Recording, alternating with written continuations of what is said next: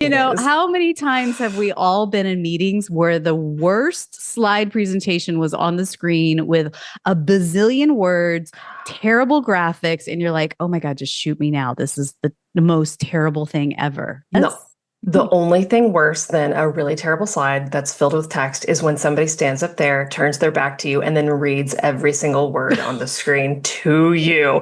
Why do we have to go on a group reading exercise together in this room? So we've all been there, maybe even earlier today, we've all been there. So absolutely. Executive storytelling is a $20 word for how do we make the complex simple? And when people talk about going in front of executives, I think that what they mean by that is I want you to make something clear, crisp, and concise and put the bottom line up front so I know exactly what it is that you are talking about. So many times when we're going in front of an executive audience, we've done a lot of work before we get in that room. And so our instinct is to, hey, let me take you on this journey so you can see all of the hard work that I did. And so when we talk about executive storytelling, what that means is we flip that. We start with our conclusion and say, hey, today I'm going to be talking about how we saw a 30% decrease in membership signups last quarter, and I'm going to be asking for a budget approval so we can rectify that next quarter. Great. We're starting with that headline. We're kind of flipping things on their head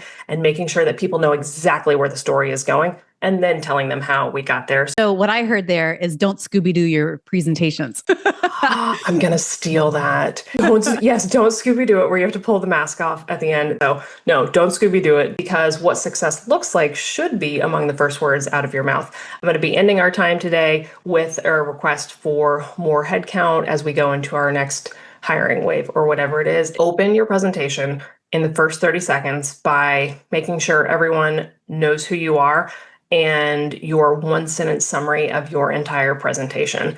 Write that one sentence, and then that sentence should be the very first thing out of your mouth when you get in front of a room. So try that one-sentence summary and start with that one-sentence summary in your next meeting.